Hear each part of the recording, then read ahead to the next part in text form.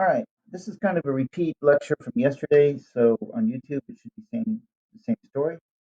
What what we had seen in this homework assignment, centripetal force and universal law of gravitation, homework 2, is that when we calculate the gravitational force between a satellite and, let's say, the Earth, it works out to be the same value as the centripetal force needed to keep that satellite in orbit around the Earth.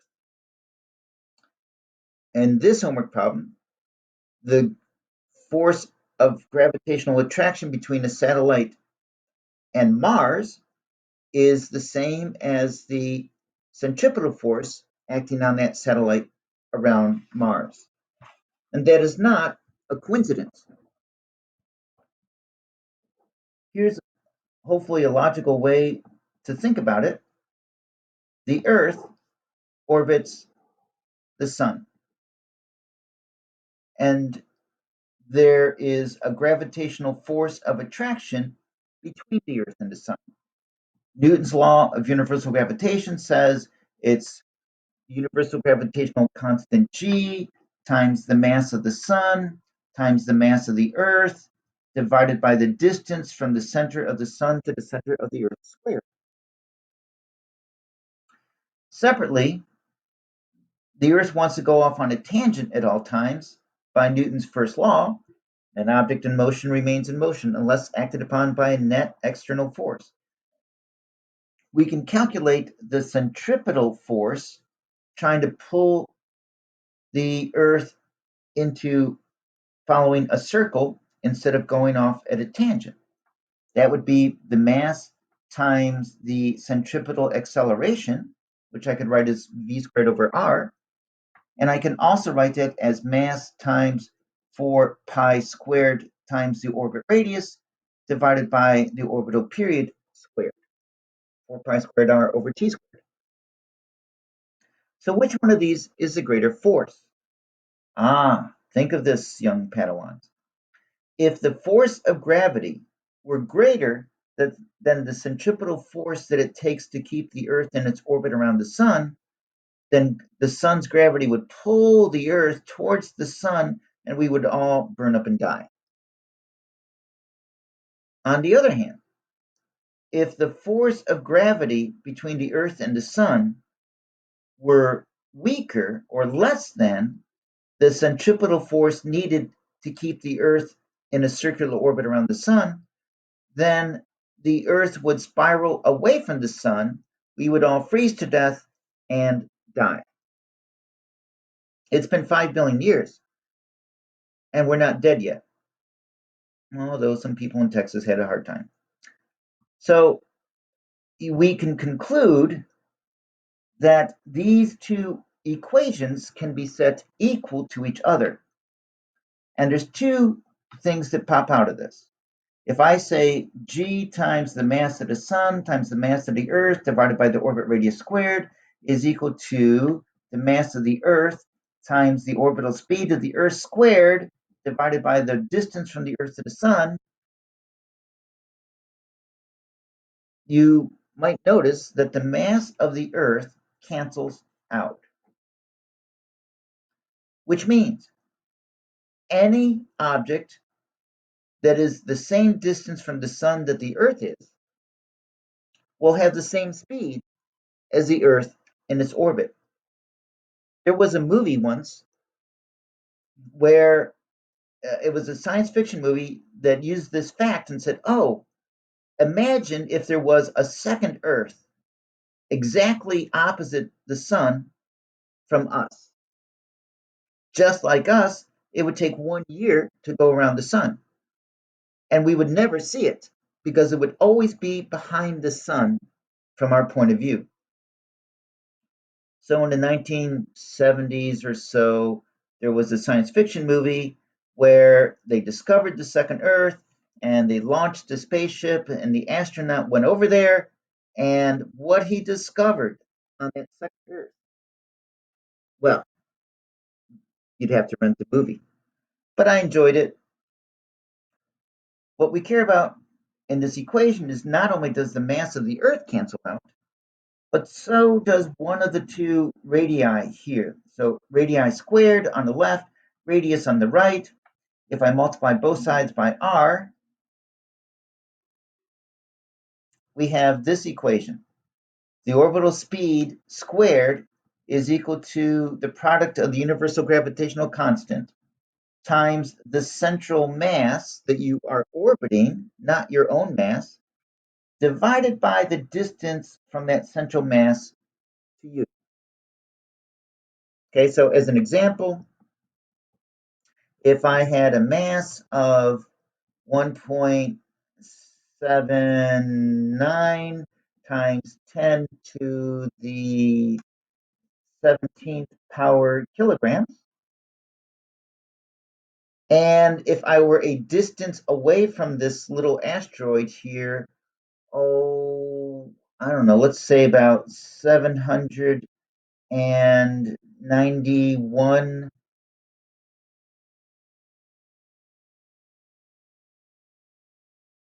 I don't think meters would fit, but I did write a program that would see that. We don't care. Let's just add a zero. So 7,000.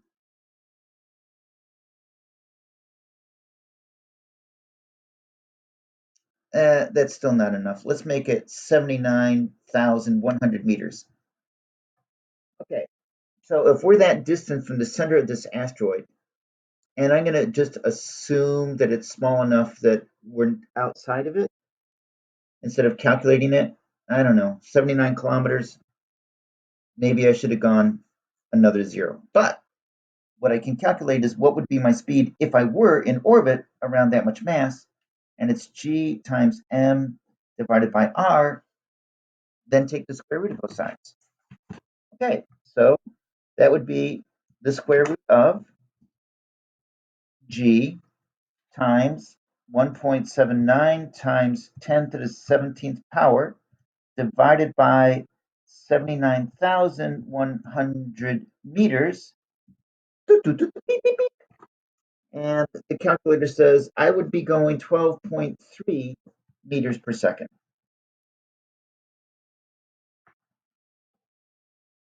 around an asteroid of that mass. Okay, pretty good speed for a little asteroid.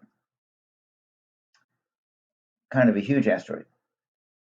Huh. All right. Now, this is one equation, and from now on, I'm going to expect you to use it, where there's three variables: the orbit radius, the mass of the central body, and your speed. I give you any two of these, you solve for the third. But wait, there's a bonus equation here. And that one is where we set Newton's law of universal gravitation, the universal gravitational constant times the mass of the central body times the mass of the satellite orbiting it, divided by the distance from the center of one to the center of the second one squared. And I set that equal to the other form of the centripetal force equation. So that's equal to the mass of, again, in this case, this would be the Earth or the satellite, times 4 times pi squared times the orbit radius divided by the orbital period squared. Once again, the mass of the satellite cancels out. If it's the Earth going around the sun, the Earth is just canceled out. The r's do not cancel out. What I can do is multiply both sides by r squared. And that means the right-hand side becomes r cubed. So if I rewrite this right now, it looks like gm is equal to 4 pi squared r cubed divided by t squared. Well, great. I'm going to multiply both sides by t squared.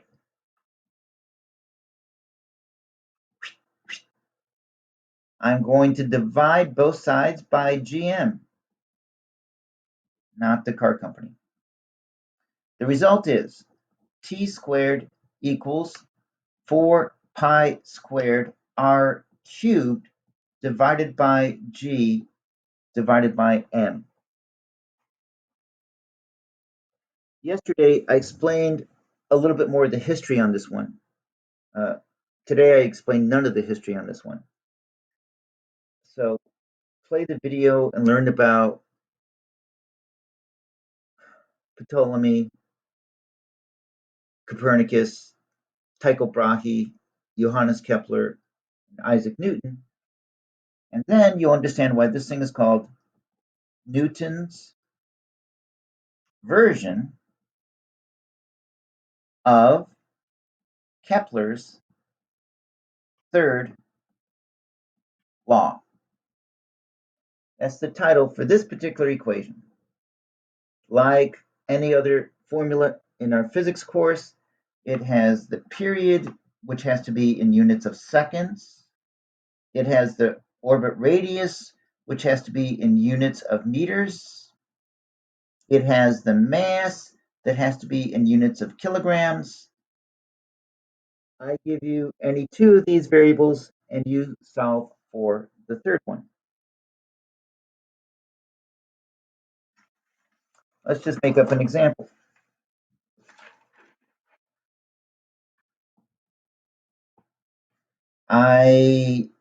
Well, let's go.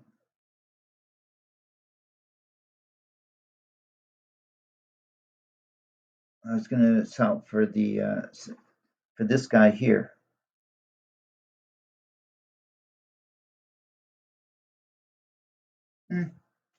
Sure, we'll use the same asteroid as before. So if I have a mass of 1.79 times 10 to the 17th power kilograms, and I'm orbiting it at a distance of 79,100 meters, what would be my orbital period?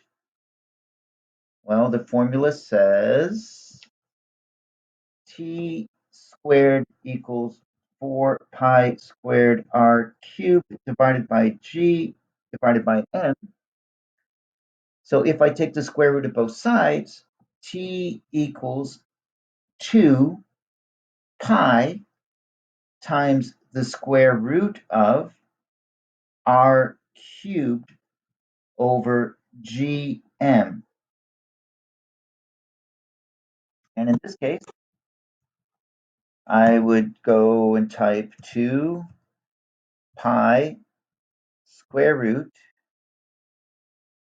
79,100 raised to the third power divided by g divided by, right, 1.79 times 10 to the 17th power. Enter. And it says the time that it would take to orbit this asteroid works out to be 40,400 seconds to 3 sig figs. Usually with time and speed, I carry out too many sig figs. And then out of curiosity, so if I divide that by 60, that means it's 674 minutes. And if I divide that by 60, then it's a little over 11 hours.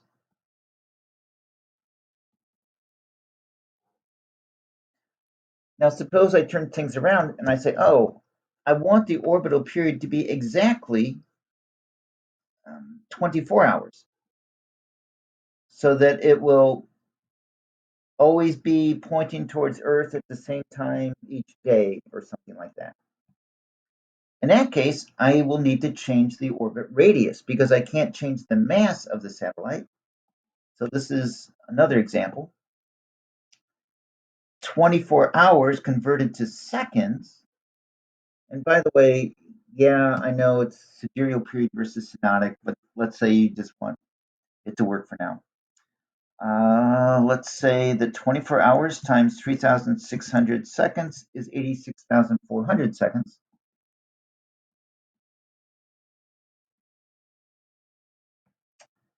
And we're going to now solve for the new orbit radius. T squared equals 4 pi squared r cubed over gm. And when I rearrange this for new orbit radius, that's going to be r is equal to the cube root of gmt squared divided by 4 pi squared. And yeah, you should be practicing your algebra skills where you can do it this fast and not make mistakes while you're at it. All right, multiply both sides by gm, boop, boop.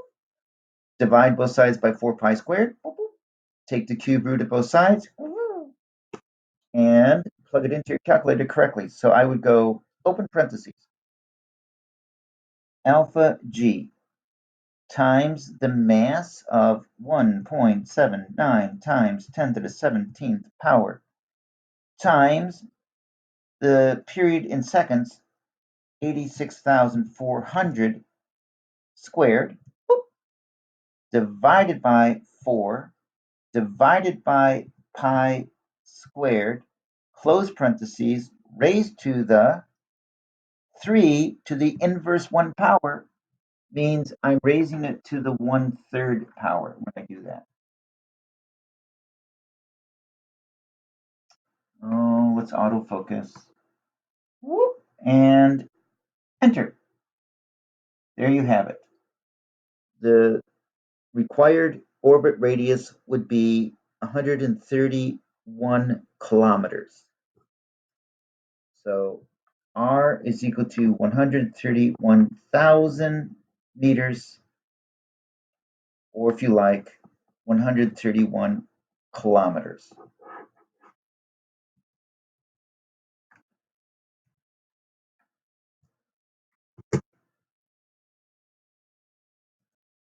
There's one more thing I'd like to add about all of this stuff. And it goes to a drawing I did earlier this morning, uh, going over problem 2. So I'll just redo the sketch. Suppose I have, oh, let's say the Earth, but it doesn't matter. Whatever the central body is, it has a radius that I represent with capital R. A satellite orbiting this object is at an orbit radius of little r. Okay, so orbit radius, I'm going to use lowercase r, planetary uh, radius, capital R. Great. Well, particularly when we're talking about something that's orbiting the Earth, we often talk about just the distance from the surface of the Earth to the satellite. We call that the altitude of the satellite. I'm hoping you can see that the length of the orbit radius is the sum of the radius of the planet or central body plus the altitude above the surface. So in other words, orbit radius little r is equal to planetary radius capital R plus the altitude above the surface of that object, h. And of course, given any two, you solve for the third. So if I give you the altitude and the orbit radius, you get the orbit radius. I'm sorry, if I give you the altitude and the orbit radius, you can give me the planetary radius. If I give you the orbit radius and the planetary radius, you can give me the altitude. If I give you, right, the altitude, anyways, you can get all three of them. You can either solve for the altitude, the orbit radius, or the planetary radius based on knowing the other two dimensions.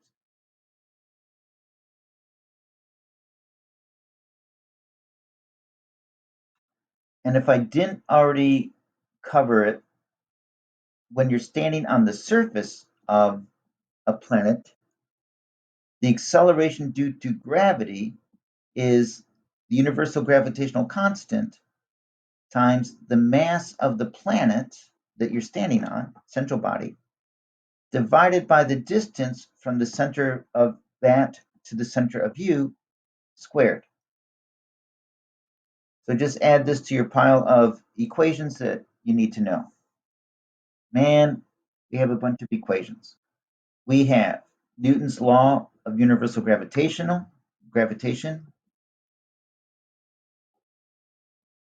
We have centripetal force. We have centripetal acceleration.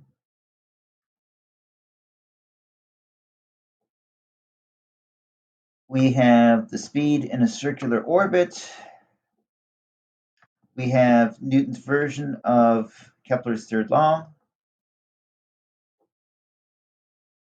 We have the acceleration due to gravity on the surface of a planet.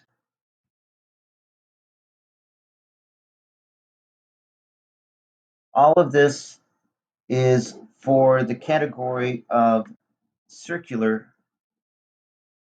orbits. In physics CP, this is as far as I want to take you students as far as basic orbital mechanics go. You're not going to be learning how to calculate how much fuel it takes to send a rocket from point A to point B. You're not going to be calculating how much it takes to transfer from one circular orbit to another circular orbit. If you want to learn those things, sign up for AP Physics C. All right.